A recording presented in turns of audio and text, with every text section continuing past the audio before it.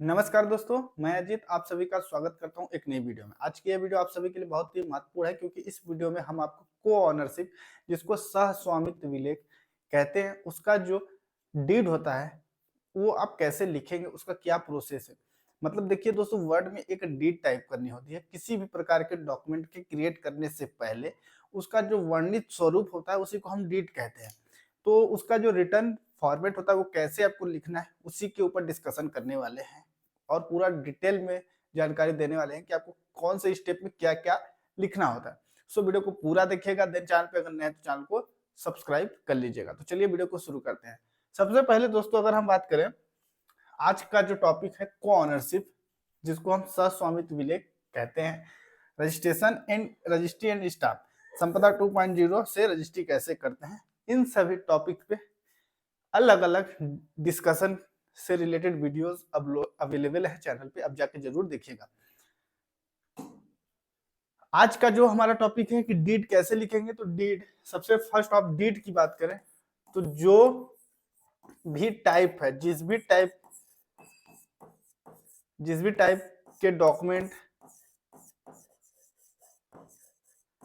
Document create करते हैं उसी का वर्णित स्वरूप को डीड कहते हैं। जैसे देखिए, आज चूंकि को ऑनरशिप, आप यहाँ पे हस्तांतरण विलेख मुख्य हेडिंग डालेंगे, हस्तांतरण विलेख।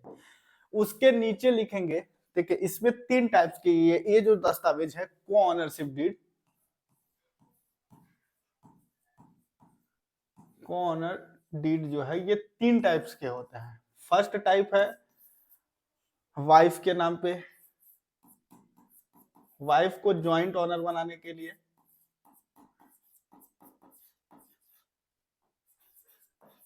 वाइफ के नाम, एक डॉटर के नाम, एक होता है, तीसरा होता है डॉटर इन लॉ।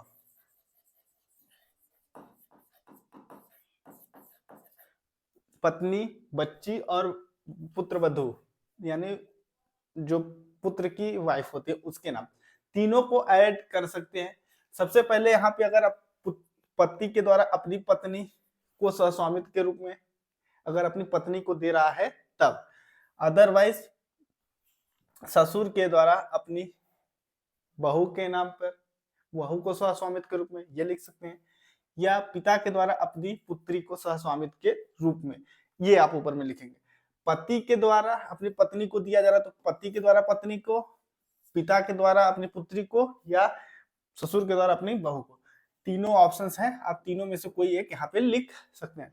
फिर जिस गांव की प्रॉपर्टी होगी सबसे पहले उसका विवरण लिखना होता है, ग्राम, फिर वो गांव किस राजस्व निरीक्षक मंडल के अंतर्गत आ रहा है, वो मंडल किस ब्लॉक के अंतर्गत आ रहा है, वो ब्लॉक किस पटवारी हल्का के, मतलब वो, अब चूंकि यहाँ पे देखिए पहले ग्राम लिखिएगा, उस वो गांव किस राजस्व निरीक्षक मंडल के अंतर्गत आ रहा है, वो राजस्व निरीक्षक मंडल किस पटवारी हल्का के अंतर्गत आ रहा है, और ये पटवारी हल्का किस वार्ड के अंतर्गत आ रहा है वो लिखिएगा। फिर वो किस ब्लॉक के अंतर्गत आ रहा है, वो ब्लॉक किस तहसील के अंतर्गत आ रहा है, वो तहसील किस जिले के अंतर्गत आ रहा है, ये लिखना है। फिर चूंकि अभी जो आप पोर्टल, चूंकि संपदा 2.0 की बात कर रहे हैं, 2.0 संपदा 2.0 पोर्टल पे सबसे मस्ट है लैंड पार्सल आईडी, जो कि भूमि के भाग की यूनिक आईडी ही होती है, जो कि कॉलम नंबर, खसरे के कॉलम नंबर 1 में मिलता है। वो लगभग इस तरीके से होती है, 10 अंकों का होता है। तो आपको लिखना है जो भूमि के भाग की यूनिक आईडी इतने में दर्ज है, मतलब क्योंकि इसी का सबसे मस्ट इंपॉर्टेंट रोल है, ये इसी से आप प्रोसेस करेंगे, तो ये यहाँ पे आप लिखेंगे। फिर हस्तांतरण करता, देने वाले व्यक्ति जो वर्तमान में भूस्वामी है, ऑनर है, उसका पूरा नाम लिखेंगे, उसका नाम, उसके पिता का नाम, फिर उसकी करंट में एज क्या है, फिर रेसिडेंशियल एड्रेस, फिर वो उसकी कोई भी एक आईडी लिख सकते हैं। तो आधार लिखिएगा क्योंकि पूरा संपदा 2.0 आधार पोर्टल से ही वर्क करता है। ठीक, इतना लिखने के बाद नाम हस्तांतरण ग्रहिता, तो हस्तांतरण ग्रहिता में अगर ये जो देने वाला व्यक्ति अपनी पत्नी को दे रहा है तो उसका पूरा नाम लिखिएगा, फिर उसका नाम लिखिएगा, फिर उसके पति का नाम यहाँ पे लिखिएगा, फिर उसका करंट में एज लिखिएगा, फिर उसका रेसिडेंशियल एड्रेस पूरा लिखिएगा, फिर उसके आधार नंबर लिखिएगा। इतना करने के बाद अगर देने वाला व्यक्ति और लेने वाला व्यक्ति, देने वाला व्यक्ति एंड लेने वाले व्यक्ति के मध्य पिता पुत्री का संबंध है तो उसका पूरा नाम लिखिएगा, उसके पिता का यहाँ पे नाम लिखिएगा, और अगर वो मैरिड है तो उसके पति का भी नाम आप लिख सकते हैं। लेकिन अगर पुत्री को दे रहा है और वो मैरिड पीपल है तो उसका नाम, फिर उसके जस्ट आगे उसके पिता का नाम, मतलब इस व्यक्ति का नाम, फिर उसके बाद उसके पति का नाम लिख के फिर ये पूरा डिटेल्स में लिखेगा। अदरवाइज अगर वो अपनी डॉटर इन लॉ को दे रहा है तो उसका नाम, फिर उसके पति का नाम, फिर कोष्टक में ब्रैकेट में आप लिखिएगा कि जैसे ये देने वाला व्यक्ति और जो ले रहा है उसके, वो महिला है मतलब बहू है, बहू के पति मतलब उसका जो लड़का, लड़के के नाम के आगे पिता लिखिएगा ब्रैकेट करके, फिर ये एज लिखिएगा, फिर ये पूरा एड्रेस, फिर ये आधार नंबर, फिर प्रतिफल किस प्रकार से दिया जा रहा है। तो चूंकि कोई भी कंसिडरेशन अमाउंट इसमें नहीं होता है तो आप लिख सकते हैं हस्तांतरण विवेक बिना प्रतिफल के निष्पादित किया जा रहा है। उपरोक्त हस्तांतरण करता व ग्रहिता के मध्य, यहाँ पे जैसे देखिए पति पत्नी लिखा है तो यहाँ पे पिता पुत्री ससुर बहू का संबंध है। फिर हस्तांतरण शुदा अराजी का विवरण हेक्टेयर में इस तरीके से लिखना है, ग्राम, अराजी नंबर, कुल रकबा, हस्तांतरण रकबा। आप बहुत ज्यादा इस पे स्पेस और टैब का यूज ना करें, क्योंकि जब ये संपदा 2.0 पोर्टल पे इसको शिफ्टिंग करेंगे तो वो ऑटोमेटिक एडजस्ट कर लेता है बेसिक। और बहुत सारे जो यहाँ पे ये जैसे ये कॉलम है और बहुत ज्यादा डॉट वगैरह ये सब अगर आप यूज करेंगे तो ये एक ब्रैकेट के रूप में आपको देखने को मिलते हैं, तो ये सब यूज ना करें।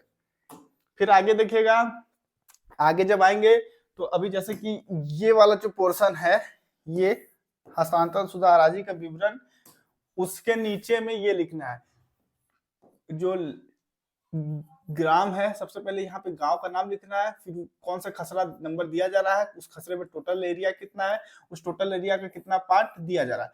फिर कुल किता, किता का मतलब ये 1 नंबर भूमि है तो 1 किता हो गया, और अगर 1 से ज्यादा नंबर है तो उन्हीं का सम होता है। तो कुल किता 1, कुल हस्तांतरण रकबा इतने हेक्टेयर, जो यहाँ पे दिया जा रहा है वही चीज यहाँ पे आप लिखेंगे। उक्त वर्णित अराजी आवासी मत की भूमि है, अगर हेक्टेयर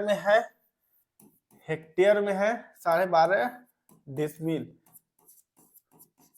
सॉरी 12.5 डिसमिल से ऊपर,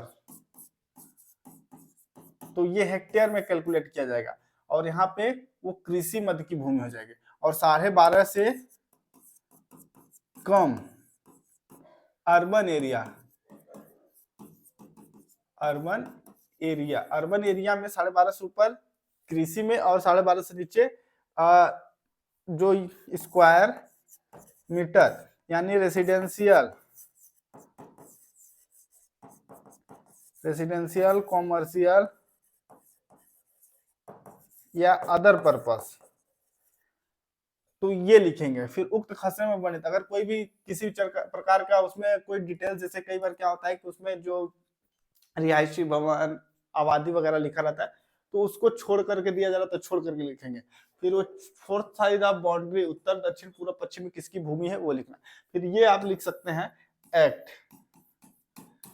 ये एक्ट लिख सकते हैं कि किस एक्ट, चूंकि भारत मध्य प्रदेश भू राजस्व संहिता 1959 की धारा 165(6) के तहत जो लैंड होता है उसका रजिस्ट्रेशन के रिलेटेड डिटेल्स में वर्णन किया गया, तो वो सब आप लिखेंगे। तो ये था पूरा प्रारूप डीड लिखने का।